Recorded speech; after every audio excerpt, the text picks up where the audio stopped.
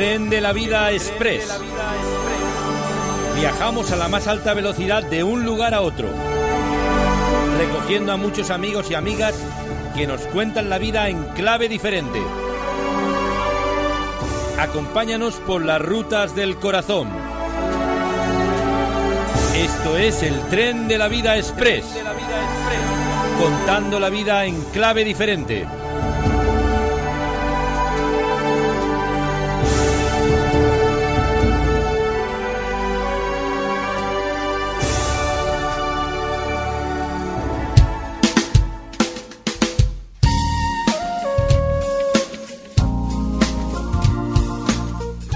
Pues señoras y señores, estamos en marcha. El tren de la vida siempre viaja por paisajes humanos, como siempre por las rutas del corazón, explorando nuevos horizontes y encontrándonos con buenos amigos a lo largo de este viaje de la vida.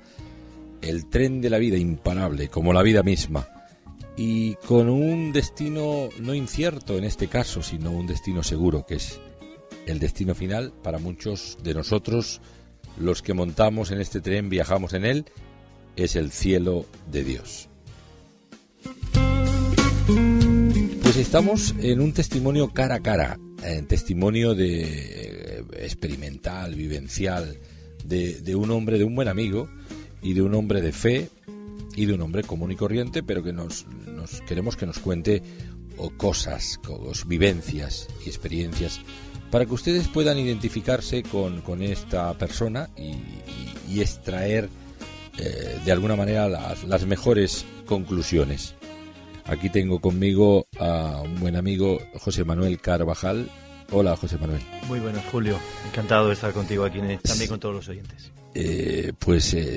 ¿Recuerdas? A veces has viajado en el tren de la vida, ¿eh? A veces, hace años. Sí. Incluso tú tuviste un programa durante unos años que se llamaba El Tren de la Vida en la ciudad de Sevilla. Sí, señor. Recuerdo, sí. Por allí viajábamos. Por cierto, que por los vagones de Sevilla en el tren. Sí. Hace como unos 8 o 9 años, sí. Sí, lo tuviste un par de años, ¿verdad? Sí, quizás. No llegó a 2 años, un año y pico, seguramente, ¿no? Sí, más o menos. Yo recuerdo. Conectábamos en directo y hablábamos. Sí. Así empezó la comunidad allí en Sevilla, la comunidad cristiana Betania. Porque tú eres pastor de una de las iglesias evangélicas de Sevilla, en este caso. Así es. Empezamos un poco por el final. Cuéntanos un poco quién eres, de dónde vienes y a dónde vas, José Manuel. Bueno, es bueno que lo pueda contar. Lo malo sería no poder hacerlo, ¿no? Pues me llamo José Manuel Carvajal y soy natural de Linares, en la provincia de Jaén. Señor. Pueblo andaluz y minero. Sí. Y bueno, pues ahora resido en Sevilla. Estoy casado, tengo 2 hijas y soy pastor de una iglesia evangélica, efectivamente, allí en la ciudad de Sevilla, desde hace aproximadamente 10 años. Uh-huh. El Centro Cristiano Betania, una de las iglesias evangélicas, en este caso en esa ciudad, en Sevilla. Uh-huh. José Manuel, tu profesión es una profesión muy singular en cuanto que, sí que algunas personas la ejercen, pero tiene la singularidad de que tú comenzaste muy joven en esta profesión y es la profesión militar. Así es. Digamos que compagino las 2 tareas, la tarea de mi profesión militar, y con la tarea de ser pastor de una comunidad cristiana allí en Sevilla. Empecé joven, empecé mis estudios en las academias militares, bien joven, desde los 16 años aproximadamente. Estuviste en Cataluña, creo, en Talar, ¿no? Estuve en la Academia General Básica de Suboficiales en Tremp, en Lérida. La academia está entre 2 términos, entre el término de Talar y el término de Tremp. Sí. Casi se le conoce más por Tremp. Sí. Allí estuve en el año 82. Yo pertenezco a la 9ª promoción de la Academia General Básica de Suboficiales en Tremp. ¿Y cómo se despertó la vocación militar? ¿Vino así espontáneamente haciendo el servicio militar? ¿Te viene de familia? Porque tu papá me parece que tenía algo que ver también. No. Mi familia ninguno. No hay antecedentes. de la profesión militar. Simplemente un compañero de mi padre habló con él en aquellos tiempos que él tenía un hijo que iba a hacer una oposición para poder acceder a ser suboficial del ejército y bueno, se lo comunicó a mi padre y mi padre me lo comentó a mí, que sí estaba interesado. Y bueno, a partir de ahí pues nos pusimos ya, mi padre me enfocó, digamos, de alguna manera. Estuve apuntado en una academia para poder opositar y bueno, gracias a Dios pude aprobar y acceder a la Academia de Suboficiales en el año 82, sí. En el año 82, se han pasado... Ha llovido ya. Ha llovido, han pasado 30 años, 31 años, exactamente. Sí, así es. Caramba, pasa el tiempo. Entonces, comienzas la carrera desde tus inicios, supongo que como soldado, cabo primera... No, cuando se entra en la academia se entra como alumno. Como alumno. Sí. En aquel tiempo existía la mili, pero yo entré muy joven, entré con 16 años. Ajá. Y se entraba directamente como alumno hasta que se completaran los ciclos, los 3 años correspondientes, y ya se salía con la actitud de sargento. Sí, o sea, conseguiste el oficio de sargento, digamos. Sí, digamos el empleo, se llama el empleo de sargento. Y después continuó ya para ser de suboficial a la oficialía, ¿no? Efectivamente, después de unos años de sargento, pues de suboficial, pues dentro de las posibilidades que te da el ejército, pues está la de poder acceder por promoción interna a ser oficial del ejército. Uh-huh. Entonces me preparé otra vez, volví a prepararme oposición y a través de unos exámenes bastante duros y exigentes, pues pude entrar en la Academia General Militar de Zaragoza y posteriormente en la Escuela Politécnica del Ejército de Madrid y salir de oficial. Sí, oficial, teniente. Alférez y luego teniente. Y luego teniente. Y ahora pues ejerzo el empleo de capitán. Estás con el empleo de capitán, pero ya como potencial comandante. Sí, seguramente en unos meses, si Dios quiere, accederé al empleo de comandante. Sí. Con las oposiciones aprobadas ya. Sí, ya con todo aprobado. Bueno, pues a tus 47 años y habiendo hecho un trabajo tan interesante como este en lo que es tu progreso, digamos tu progreso profesional, pues sin prisas pero sin pausas, ¿no? Tampoco, uh-huh. Porque has estado desempeñando varias digamos en la rama de ingenieros, más bien. Sí, en la rama de transmisiones. Las transmisiones electrónicas, ¿no? O sea, todo lo que tiene que ver con las telecomunicaciones. Todo lo que tiene que ver con las telecomunicaciones electrónicas, esa ha sido mi rama dentro de lo que es la profesión militar. He tenido varios destinos. Sí. He estado destinado en Madrid, también he estado destinado en Zaragoza, en Calatayud, que es un pueblo de Zaragoza, y ahora desde hace 15 años atrás estoy destinado en Sevilla. Muy bien, o sea que todavía no has cumplido 50 años y tengo 47 recién cumplidos. 47, fíjate, sí, podrías seguir promoviendo a teniente coronel, a coronel, pero surge paradójicamente una nueva profesión que es otra clase de milicia. Sí, es algo inesperado. Una milicia diferente, ¿no? La milicia de la fe. La milicia de la fe, sí, algo inesperado. La milicia de la fe tiene una paradoja, ¿no? Cuando yo accedí a la profesión militar, cuando yo estuve preparándome para acceder a la Academia General Básica de Suboficiales en TREM, hace 30 años, como he dicho antes, pues en aquel entonces no era cristiano. No tenía ninguna inquietud en ese sentido. Aunque mis padres sí que lo eran, pero yo, mi objetivo estaba canalizado hacia la profesión militar y la preparación y conseguir los objetivos y las metas, ¿no? Entonces, de repente, bueno, pues por circunstancias que siquiera ahora podemos comentar, algo pasó en mi vida. Sí, por eso. Lo importante es ese punto de inflexión, ese punto, y yo no digo un punto y aparte, yo creo que fue un nuevo guión para tu vida, ¿no? Sí, porque de repente cuando ya conseguí mis objetivos primeros en el sentido de mi profesión militar, cuando yo ya salí con el empleo de sargento, con un sueldo en aquel entonces, en el año 85, y bien, pues por diferentes circunstancias de la vida, entre ellas, pues yo era muy joven, 20 años tenía en aquel entonces, 21 quizás, ¿no?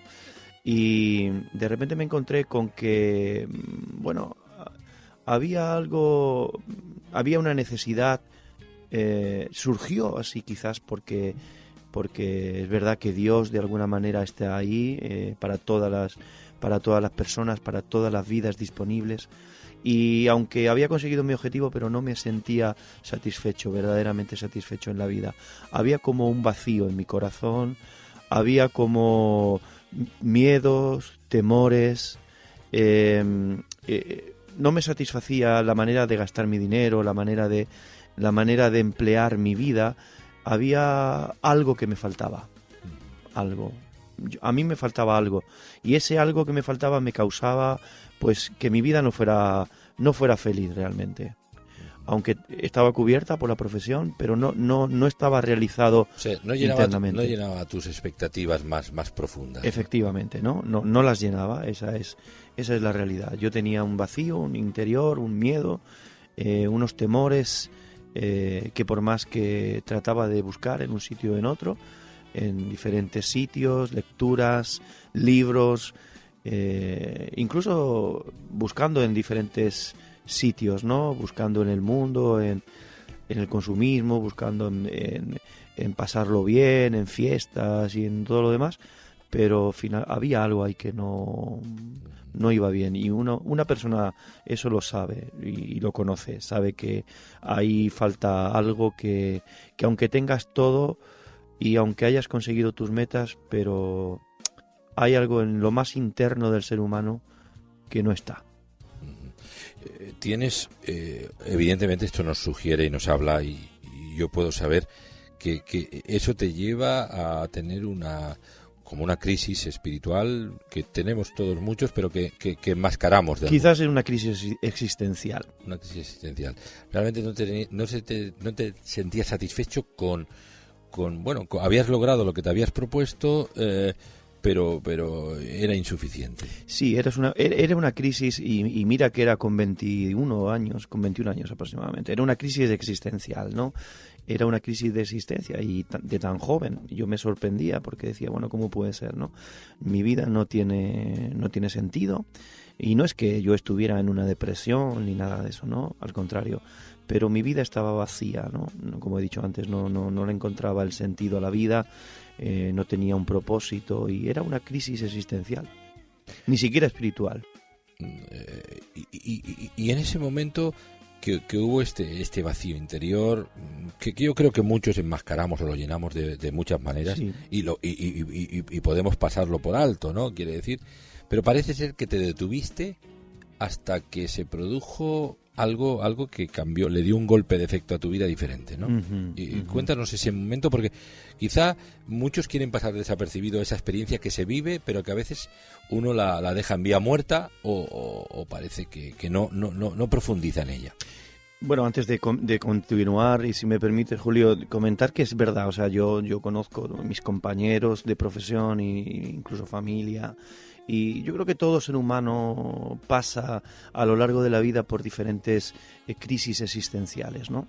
Y en realidad puedes optar por dejarlo en vía muerta, por estar toda la vida intentando conseguir cosas, meterte en el círculo consumista, en el círculo de acaparador, en el círculo de experiencias extrañas, pero digamos que lo que pasó, el punto de inflexión que decías tú antes, fue cuando empecé de una manera sincera y no prejuiciada,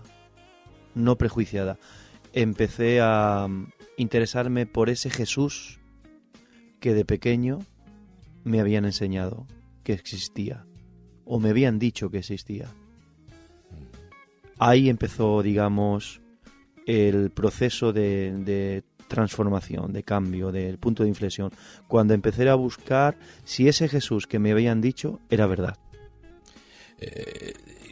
¿Cómo tuviste esa experiencia, lo que entendemos por la conversión, el encuentro de regeneración espiritual, de cambio, esa catarsis, ¿no? ¿Cómo se produjo? ¿En qué momento y por qué? Sí, bueno, en este sentido tengo que apuntar también que, en primer lugar, como dice la Biblia, no es el hombre el que busca a Dios, es Dios el que busca al hombre. Aunque creamos que nosotros iniciamos la búsqueda, pero la búsqueda está ya iniciada de antelación. Lo que pasa es que el hombre llega a un momento en que parece que eres tú el que busca a Dios, pero es Dios el que nos anda buscando a lo largo y ancho de toda la vida, a nosotros, a los seres humanos, porque nos ama. De tal manera amó Dios al mundo que ha dado a su Hijo unigénito. Entonces, como yo de pequeño había oído hablar de ese tal Jesús de Nazaret, que murió en una cruz hace 2000 y pico de años por nosotros, decidí leer la Biblia, empecé a leer el Evangelio. No me hizo falta leer mucho para identificar cuál era realmente el problema de mi parte. Y el problema era que yo vivía alejado de Dios. Ese era mi problema. El problema era un problema de alejamiento de Dios, era un problema de creer que yo por mí mismo puedo dirigir mi propia vida y me va a ir bien.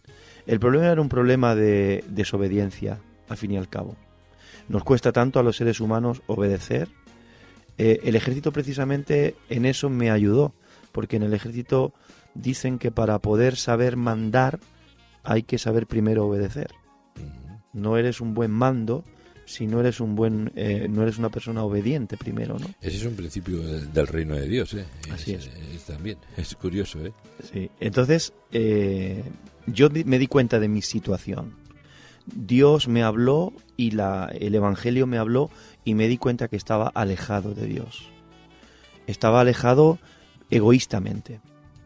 Porque quizás pensaba que Dios era alguien como un aguafiestas que me podía aguar la vida o dejar sin las cosas que yo quiero o que me iba a quitar cosas, cuando es todo lo contrario. Cuando ya luego pasé ese proceso, me di cuenta de que Dios es un Dios maravilloso y que tienes una vida plena. Entonces, cuando me di cuenta de mi situación, de mi alejamiento de Dios, de mi egoísmo, incluso de lo que la Biblia dice, aunque algunas personas no quieran oírlo o les cueste la palabra, lo que la Biblia llama pecado. Cuando yo me di cuenta de mi pecado, de que yo había vivido de espaldas a Dios, siendo desobediente a la ley de Dios, a los mandamientos.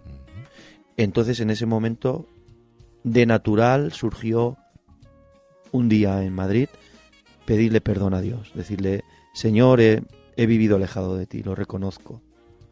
Reconozco que he vivido incumpliendo tus mandamientos. En tanto, podemos citar muchos, ¿no? Pero ahí están los 10 mandamientos para que, como un espejo, muchas veces se nos pone, ¿no?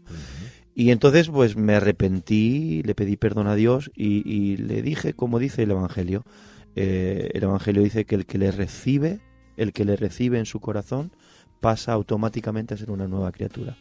Entonces, fueron 3 palabras las que yo le dije a Dios, resumiendo mi experiencia en aquel entonces, en el año 85. Le dije 3 palabras: perdón, lo siento y por favor. Perdón porque he vivido lejos de ti, lo siento porque te he ofendido, Dios, y por favor, ven a mi corazón. El tren de la vida. Eso es una palabra que describe ese arrepentimiento, arrepentimiento total. Así es. Y el arrepentimiento es darse la media vuelta y reconocer que te has equivocado de camino. Primero reconocer que te has equivocado. Primero reconocer que el camino que estás llevando estás equivocado. Y empezar a caminar por el camino correcto. Exacto. Y empezar a caminar por el camino, por el sendero que Dios te indica.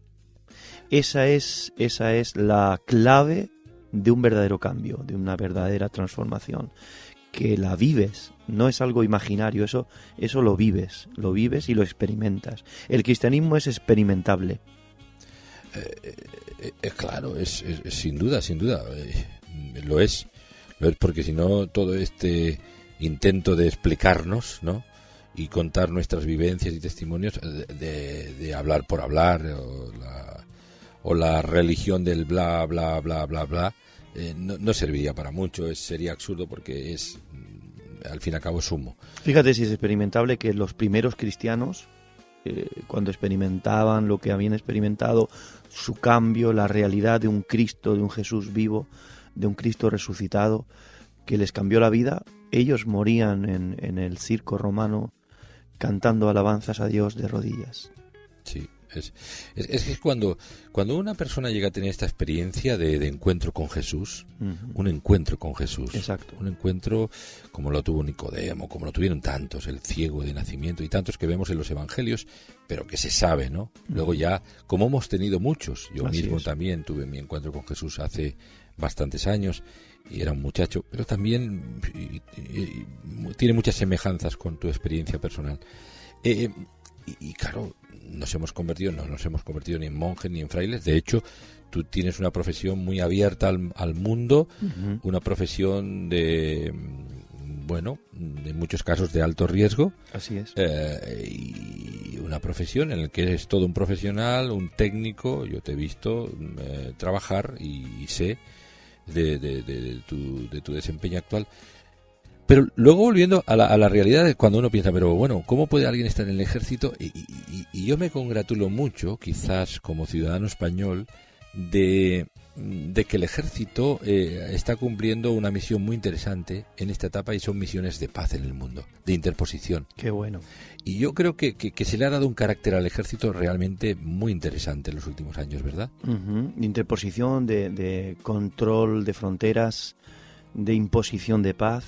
Son diferentes escenarios en los que puede trabajar un ejército moderno, como es el ejército español, un ejército que en pocos años relativamente ha evolucionado muchísimo y bueno, ha sido y está siendo utilizado para ayudar humanitariamente y para resolución de conflictos entre etnias en los diferentes países donde estamos en este momento, y con una eficacia muy buena, una eficacia que otros ejércitos alaban en el ejército español, su profesionalidad, su entrega y la manera de hacer las cosas, ¿no? El espíritu del ejército español en estas nuevas operaciones de paz y de interposición y todas las demás es altamente efectivo. Interesante, yo creo que nos tenemos que felicitar por ello como ciudadanos de este país, por la magnífica labor del ejército español en este sentido. Pero volviendo a ti, te conviertes a partir de ese momento, entonces, la paradoja de la vida, te conviertes en un soldado. En este caso eres un oficial del ejército español y pasas, a partir de esa experiencia transformadora en tu vida, te conviertes en un soldado de Jesús. Así es. En un discípulo de Jesús. Doble soldado. Y un soldado raso, ¿no? Que comienza la andadura, por decirle, porque como explica un poco el apóstol Pablo acerca de los discípulos de Jesús, ¿no? Que eran como si fueran soldados. Así es, 25 años llevo ya en el ejército del Rey de Reyes, ¿no? De Jesús de Nazaret. Llevo 25 años en el ejército del Señor. Y este no es un ejército violento, es un ejército pacífico total. Este maneja armas diferentes. No, y es curioso. Es paradójico, porque ¿verdad? es una fuerza de paz. Sí, de todas maneras, cuando yo entré en la academia, a mí lo primero que me enseñaron es que el ejército no está para hacer la guerra, sino para conseguir la paz. Sí. Bueno, yo creo que es una definición muy, muy interesante. Pero entonces empiezas esa carrera de la fe, y a lo largo de esa experiencia, estos 25 años, José Manuel, ha pasado de todo, ¿no? Bueno, ha habido de todo. Has ido descubriéndote a ti mismo. Así es. En una nueva identidad, que es la identidad cristiana, Eso la es. Verdaderamente Así cristiana. Es. Así es. Y no exento de problemas y de dificultades, porque obviamente el ejército español era un ejército que obviamente hasta la etapa política anterior de la dictadura era un ejército pues muy mediatizado en el catolicismo tradicional, ¿no? Y a partir de la democracia se abren nuevas expectativas, lentas, el avance fue lento, pero a partir sobre todo de los años 90 aproximadamente es cuando ya empieza a haber un ejército más aconfesional, como debe de ser, ¿no? Con una libertad religiosa dentro de las Fuerzas Armadas, como corresponde a un país democrático y avanzado, ¿no? Y moderno, sí. Y moderno. No obstante, siempre me he encontrado, porque a la hora de desarrollar no solamente la profesión militar, ¿no?, sino cualquier otra profesión o cualquier otra actividad de trabajo empresarial o en la administración, donde sea, cuando uno es un cristiano de verdad, pues obviamente ser cristiano de verdad en el lugar de trabajo es una bendición para ti y para los demás, pero a veces puede traer algún problemita también. Sin duda, porque te encuentras con incomprensiones de todo tipo, ¿no? Y también el saber desempeñar los roles que tenemos en la vida, porque todos tenemos una multiplicidad de roles. Somos padres, hijos, profesionales y a la vez también cristianos, si lo somos de verdad, convictos y confesos, como entiendo que es tu caso. Y esto, bueno, también forma parte de nuestro quehacer, nuestro desempeño en todas las áreas de la vida, porque la ética, el enfoque de la vida, la actitud ante la vida, ¿no? La moral, la profesionalidad, ¿no? Y sobre todo la ética, que la ética militar es muy parecida a la ética, entiéndase, ¿no? Es una ética exigente, ¿no? De hacer las cosas bien, de ser ordenado, disciplinado. En algunos aspectos se asemeja a la ética cristiana, de ser obediente, de ser disciplinado, de ser a Jesús, a Jesús de Nazaret, a Dios. José Manuel, y hay un momento en tu experiencia, tú te conviertes al Señor, te unes a una iglesia cristiana en diferentes lugares, ciudades, sí. Y a partir de un momento tienes también una nueva experiencia con Dios, que resulta, tienes como un encuentro con el Espíritu Santo, según yo sé, según tú me contaste en algún momento. Sí, hace aproximadamente como unos 13 años, aproximadamente, cuando yo ya llevaba unos 10 o 12 años de vida cristiana. ¿Qué te faltaba? Bueno, perdón, me faltaba... Tenía a Cristo en mi corazón, esto lo tenía claro, pero me llegó a era como si en el devenir de los años, en el cristianismo de los años, hubiera no que hubiera perdido, sino que me faltaba alegría, quizás, me faltaba gozo y... ¿Faltaba intensidad? Sí, por supuesto, intensidad, dinamismo, y también me faltaba a lo mejor más fe, ¿no? Yo creo recordar, entre otras cosas. Pero algo se estaba apagando, se apagaba, ¿no? Había como una rutina. Se estaba convirtiendo un poco rutinario mi cristianismo, ¿no? Entonces, de nuevo, por unos motivos y por otros, largos de comentar, ahora serían, empecé de nuevo una búsqueda de Dios. Yo le dije al Señor, quiero renovarme, quiero ser lleno, quiero encontrarme cara a cara contigo. Ya lo hice cuando tuve una conversión, pero yo leí acerca del Espíritu Santo y pensaba que eso era para aquellos tiempos. Bueno, el Espíritu Santo hoy en día ya no es como antes. Antes había milagros, yo leía, y claro, con una mentalidad racional como la mía, educada en las academias militares, para mí todo esto de los milagros y todo esto de que uno puede ser lleno del Espíritu Santo puede tener una experiencia... El parque jurásico de la historia, ¿no? Claro, porque yo leía que esas experiencias... Porque la experiencia de la conversión, del nuevo nacimiento, no suele ser una experiencia sentida a nivel corporal. Sí que suele ser una experiencia a nivel interno de gozo. Hay un gozo, hay una alegría interna, pero a nivel corporal no es una experiencia sentida.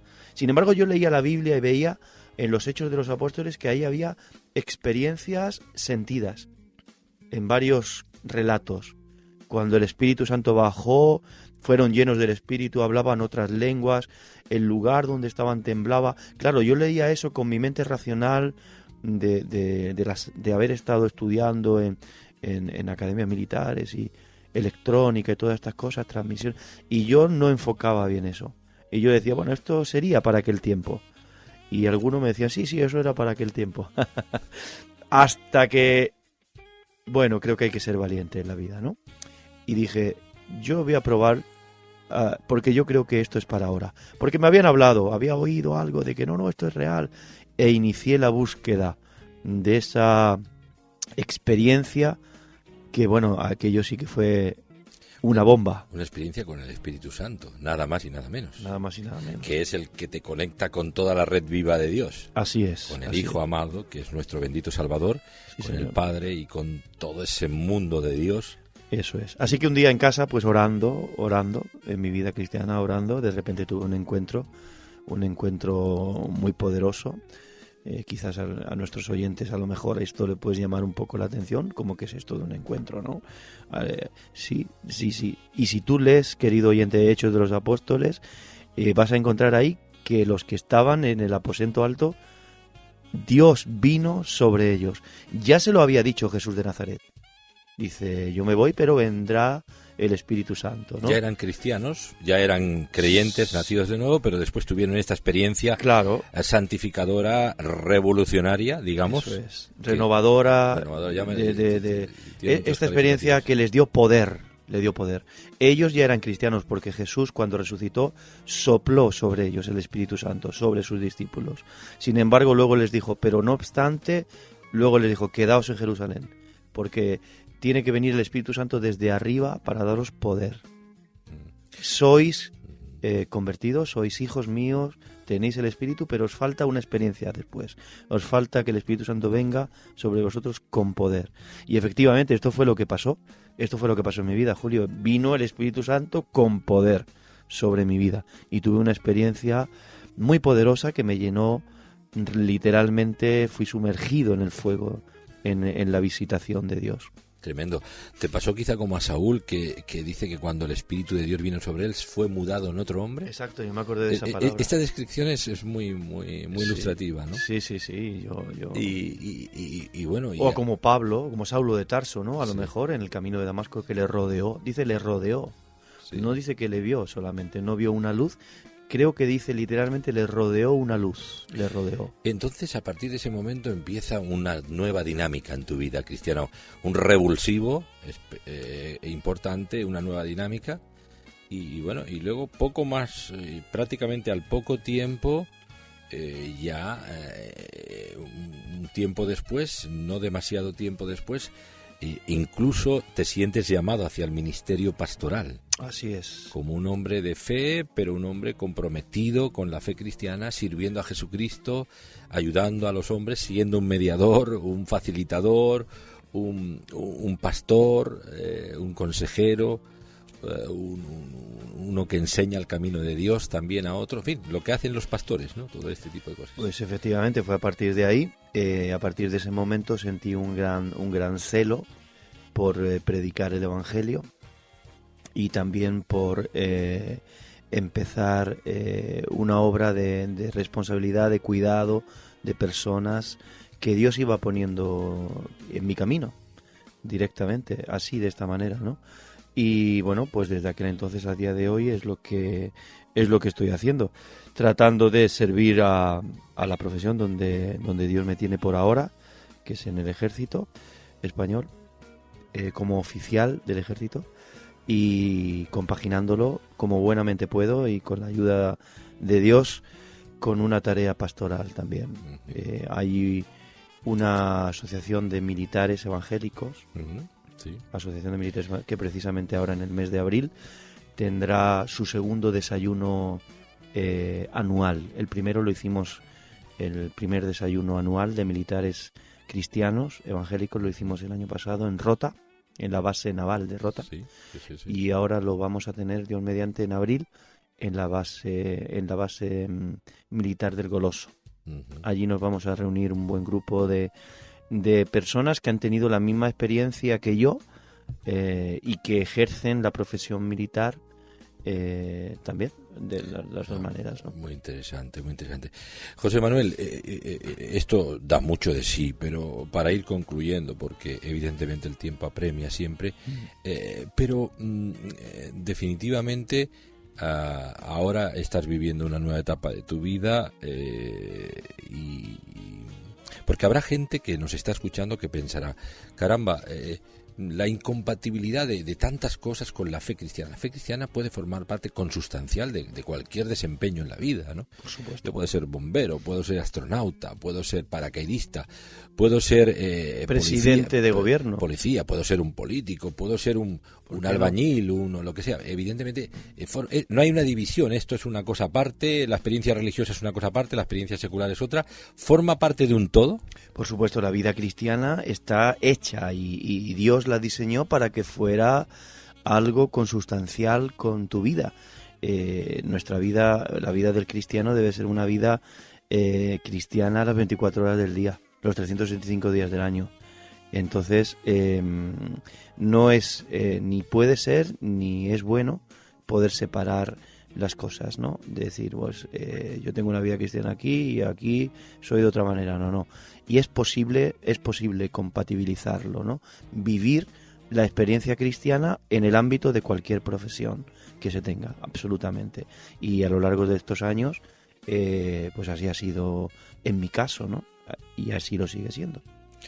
La verdad es que es muy interesante, José Manuel, escucharte, bueno, y evidentemente yo conozco de cerca tu experiencia, pero escucharla y darla a conocer a través de este medio, a través del Tren de la Vida, que recorre muchas ciudades españolas y bueno, y que también tú conoces muy bien en este recorrido ya del 20º aniversario del Tren de la Vida cumplidos.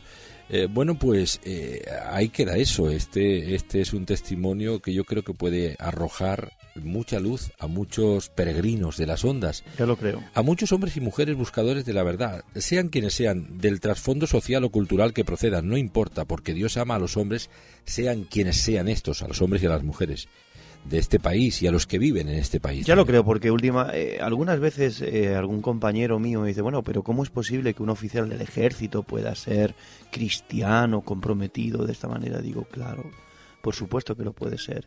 Es totalmente compatible, digo, porque parece ser que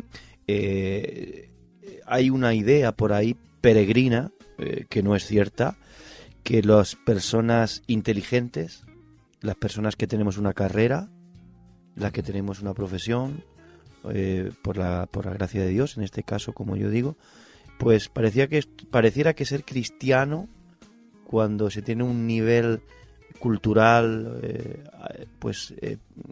refrendado, fuera incompatible, ¿no? Sí, digamos, sí. No es compatible la fe cristiana, no, absolutamente compatible. Quienes piensan así, bueno, están realmente muy, muy equivocados. Y de hecho hay biólogos, que podemos citar, ¿no? Y tú y yo conocemos una lista de todo tipo de profesiones y de profesionales y de desempeños y oficios. Y bueno, por supuesto, y tenemos que ser valientes, y ahí ser sal y luz donde quiera que estamos, los periodistas, los profesionales de un ramo u otro, y tenemos que estar donde tenemos que estar y influir sobre nuestro medio.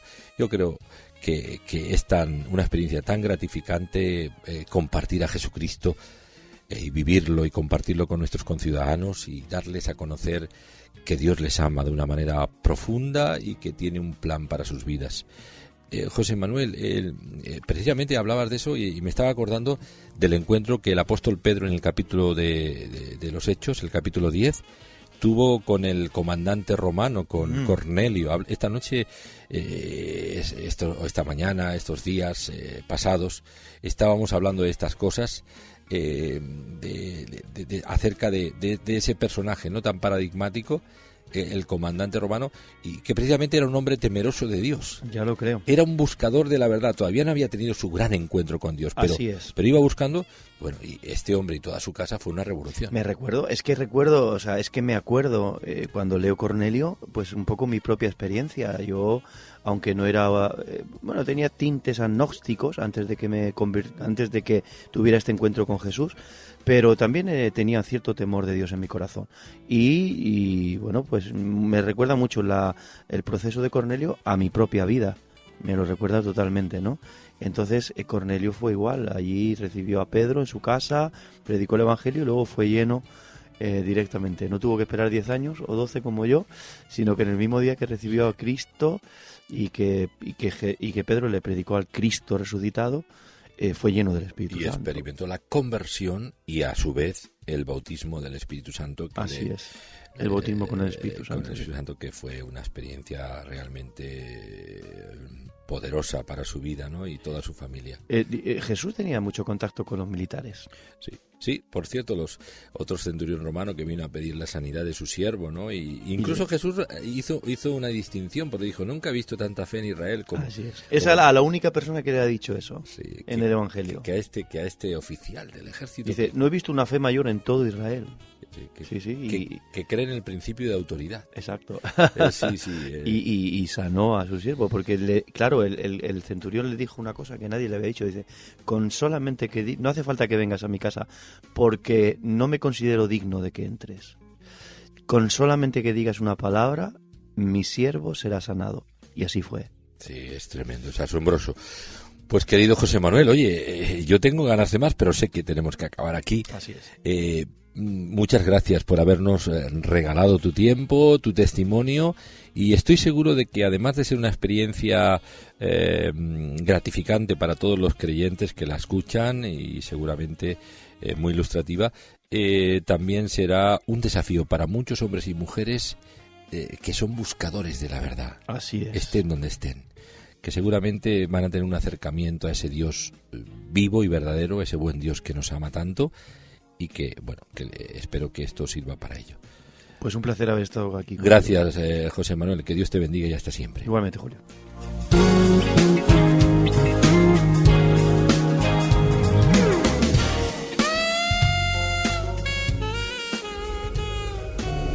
El tren de la vida.